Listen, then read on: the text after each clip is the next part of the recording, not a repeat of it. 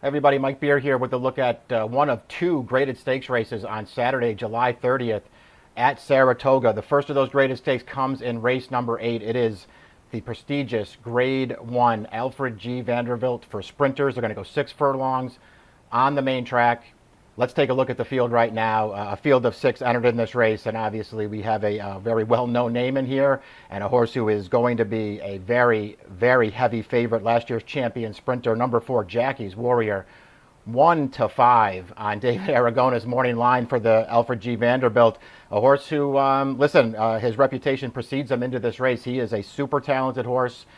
He has been in excellent form for trainer Steve Asmussen so far this year as a 4-year-old. Just came back off the layoff with a solid performance at Oaklawn, a race that he maybe even needed, and he's just improved from there. He is the only Grade 1 winner in this race. He's undefeated at Saratoga. He is a standout on form. He's also really fast early. Let's take a look at the Timeform US pace projector to start things off, because obviously in a sprint for Grade 1 horses, you're talking about some fast horses, and there are some other horses in here with speed, but they don't have Jackie's Warrior speed. The pace projector does, designate this a red bar situation, meaning, the pace should be fast.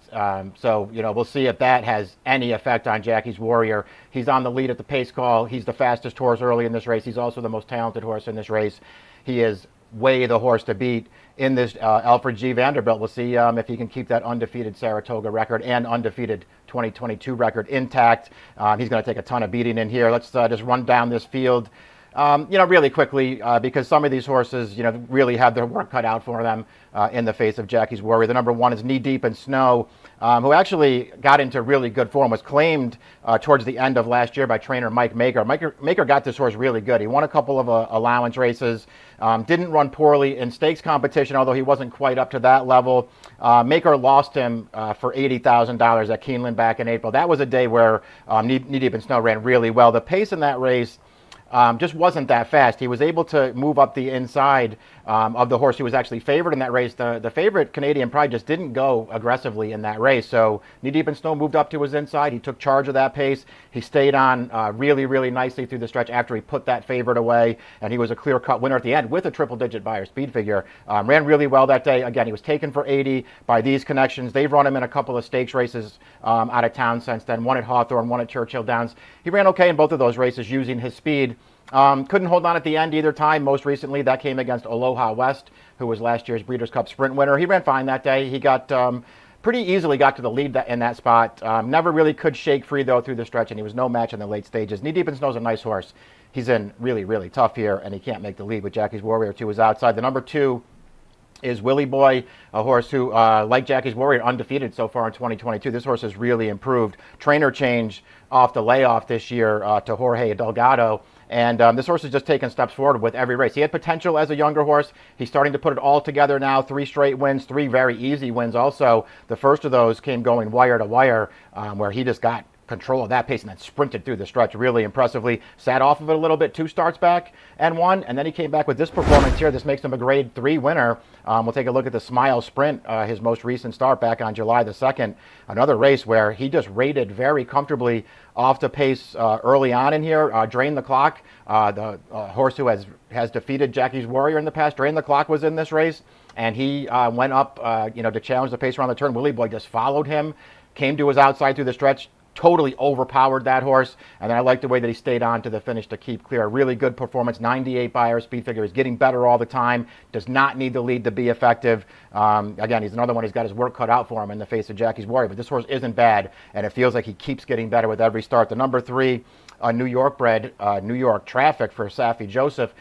This horse has been a good horse for a very long time, and I personally am happy that they finally decided to concentrate on sprint races with him, because he's a really fast horse. And that's not to say that they made a mistake by trying to stretch him out, because they had some success with this horse, going longer earlier in his career, most notably a horse who missed by a nose in the Haskell to Authentic back in 2020 with a 101 Beyer speed figure. He ran really, really well going longer.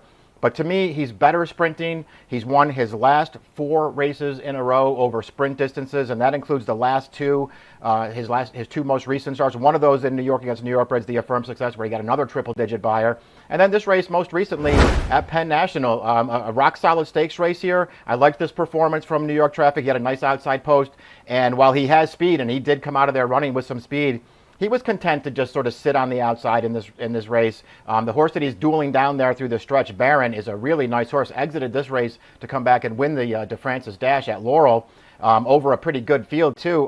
Baron's no slouch, and I like the way that not only New York Traffic overtook him pretty readily through the stretch, but then when Baron fought back on him, New York Traffic sort of, pretty easily put him away late in this race. I liked this performance from him. I basically like all of his sprint races. He's got speed, but another one who could sit a little bit. It's not necessarily going to help him to turn Jackie's Warrior loose on the lead in this race. But New York Traffic, he's a pretty nice horse, and he's a little bit underrated too. I think this is a horse who could certainly get a piece of this. It's hard to make him beat Jackie's Warrior in here unless that horse just doesn't show up. But New York Traffic's a nice horse, and these are the right kinds of races to be running him. Jackie's Warrior is the 4. He's your big favorite. There's not a lot to say that isn't right there on paper. Everybody sort of knows his reputation already. Nothing but fast races. When he's right, almost unbeatable in these sprint races. Here's his most recent start. We'll take a look at it now. He won the Grade 1 over 7 furlongs at Churchill back on Derby Day. They brought him back up to New York on Belmont Stakes weekend, and his True North was just a tour de force. Right up on the early lead in here. Didn't have to send hard to make it. The pace wasn't that fast by Jackie's Warrior standards. They just let it out a little bit around the turn. He cruised into the stretch and was just ridden out in this race with complete authority. 107 buyer speed figure. He's the best sprinter in the country, and this field is just in really, really tough. That's why he's 1-5 on the morning line. Number 5 is Long Range Toddy, a horse who's got some back class. Another one who they've concentrated sort of going longer distances with him in the past, but they've, mostly made him a sprinter the last couple of campaigns. He's okay. Run all right in some stakes races, hit the board a couple of times. He's never run a race that's going to beat this field. He comes off of a 3rd place finish in an allowance race against a pretty good field. Long Range Toddy's going to be a long shot in here, but maybe they can just try to sit back in here, make one run, and pick up a piece of this purse. The number 6 completing the field is Doc Amster. There's nothing wrong with Doc Amster either as a horse, but he's also another horse who's just in way over his head here, stepping way up in class.